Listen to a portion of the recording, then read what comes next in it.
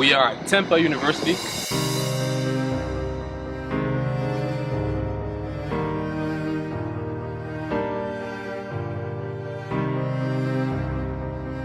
I think it was very inspiring. I think he was very empowering at the same time, and I think that he kind of was very blunt about it. He mentioned a lot of things that people kind of just sweep under the rug and not really talk about a lot. So I think it was very eye-opening in ways.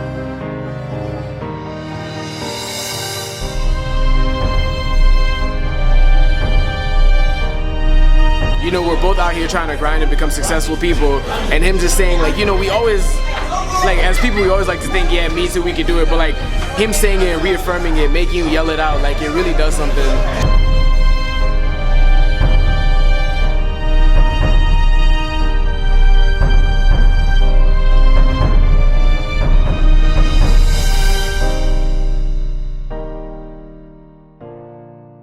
The power that information changes situations. What I mean by that simply is, we all come to school, right? We all came to a higher learning institution, right? So nobody came here to just have fun. You all came here to, at the end of the day, you get that diploma, you get that master's degree, you get that bachelor's degree, and you walk out of here.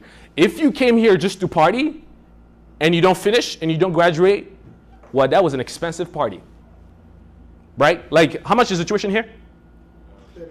36,000. So you're gonna stay on your block and party with your friends for much cheaper, right? Am I lying? Right? You guys can talk to me. Am I lying? No. Like, it will be expensive if you only came here to have fun, and actually not got the degree to show for your time here. You know, I go to schools and I speak to some students, and none of them are passionate to do. I'm like, I spoke to a student one time. He was an engineer. I'm speaking to him, he's like, yeah, I kind of want to do this. Like, I don't know. I'm like, bro, you're a senior. How are you going to say you don't know by your senior year that you don't want to do engineer? You should have stayed home. You should have stayed home. Like, I know I'm stepping on your foot right now, and I intend to. Why? Because I want you to change. I want you to, after here, it's like, oh no, this guy had a great speech. No, I'm tired of seeing a lot of people come and not have the drive that it takes by spending so much money to be here. You should have stayed home. So I told him, I'm like, this is not the time to play. If engineering is not what you wanted to do, you should have sat down with your parents and be like, you know what, I don't really want to do engineering, but this is really what I want to do. If you guys want to finance this, you can do so. If not, I'm just not going to do the college thing. That's just me. Personally, I was talking to a friend of mine. I told him, yo, if my kid doesn't know what he wants to do, I'm not wasting money on him to go to college. He can stay at home. Sure, he can get a job. Right? What am I trying to say? You guys have to be passionate about what you want to do, right? I don't know, do we have any, I know we have some graduate students here. Any other upperclassmen, undergraduate, upperclassmen, seniors, juniors, right? You guys know you almost at the finish line. You can kind of almost see it. You can taste it, right? You can kind of see your diploma. You can see you walking with the cap and gown, make sure you don't trip. You know, you can see that coming, right? Now is not the time to let go. Now is the time to actually trying to go to the finish line. And for those of you guys who are first-time freshmen, now's the time to decide, what do you actually want? What do you actually want? I'm gonna give you guys a personal story. So I've always been somebody who loved money. I know you guys are already judging me. Oh God, look at the guy. This guy loves money. I don't know. I was a finance guy. Like, money just, I don't know. I understood it. You know what I mean? Like, it was just part of, like, I get money. You know what I mean? That was weird. I didn't intend that. But, you know, it was just one of those things where I understood it very well. And then I started having a conversation with my parents, and they were like, well, you know, I also had a passion for feeding Africa. Ever since I was younger, I was like, you know what? I want to feed Africa. Like, I'm from Congo, and the fact that children in Congo die of malnutrition, that's an aberration. That can never happen.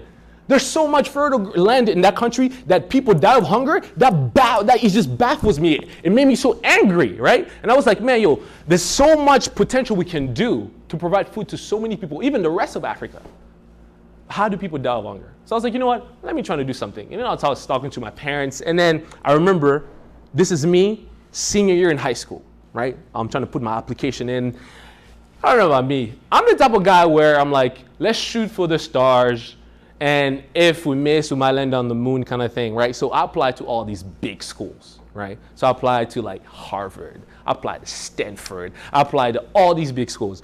You know, whenever you get a rejection letter from a big school, you don't feel bad about it, right? You're like, this is Stanford, man. Like, this is Harvard. They didn't, like, you know, they give you that nice, after further review of your eloquent request, unfortunately, we have, you know, you guys have read those letters, right? I don't know.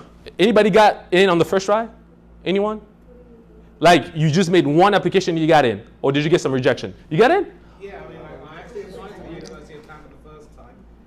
These people don't deal with rejection letters for the graduate students. Oh, okay, yeah, maybe for the graduates, but undergrad. For undergraduate, no, I never had that. Right. So most of the time, we kind of get some rejection, right? We get rejected, right? So to me, I'm like, when you get rejected by a big school, you don't feel so bad about it, right? But I also applied to this like small community college school, right? And they rejected me. I was like, how dare you reject me?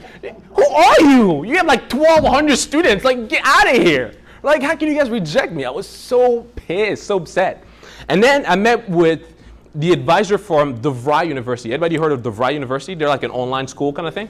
So I applied to DeVry University because one of the things that I had in my head was I wanted to do something, like I told you, I wanted to do money and I wanted to feed Africa. So I wasn't sure really what that meant in terms of profession. So I met with this advisor from DeVry Universities. And as I sat down with him and I chose some things online, I meet with him. So now the gentleman says, from talking to you and what you chose online, doesn't seem like it's the same thing. I was like, what do you mean? He's like, what you want to do, we don't cover that at DeVry University. I think you should look at Penn State. Can you imagine? The administrative advisor of a different school he sent me to Penn State. And that's how I'm a Penn Stater today. That was kind of like the beginning of the journey. Getting around the right information. What if I was like, man, I don't want to meet with that guy. What does he know? I would have been studying biometric, who knows what, at DeVry University, and not even following my passion. Getting around the right information is super vital. Once I arrived at Penn State, I knew that, okay, so I got this information here, right? I want to change my situation. I started studying people, and I realized something that's very simple. You guys can kind of help me out with this. If you guys know this, that smart kids tend to hang around each other. Like the smart kids tend to hang around other smart kids as well. Like the party kids tend to run around the party kids. Like, is that true or false? Right? Like the loud and obnoxious people, like, you know, those girls who come walk around, you can already hear them from the download hall. They hang around other loud and obnoxious girls, right? Am I lying?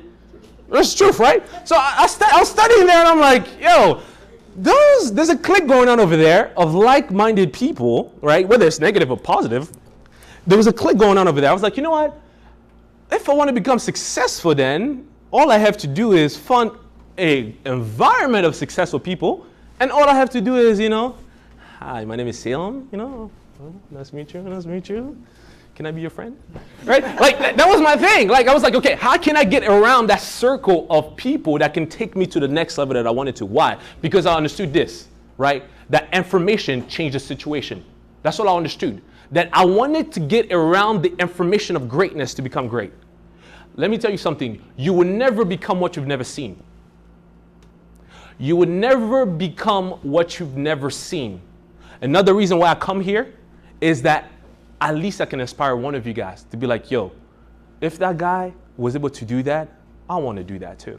Because there was one guy who did that for me that was able to say, I'm like, oh my God, I want to be able to travel the world like this dude. And that what set me on fire to hang around those people that would change my situation.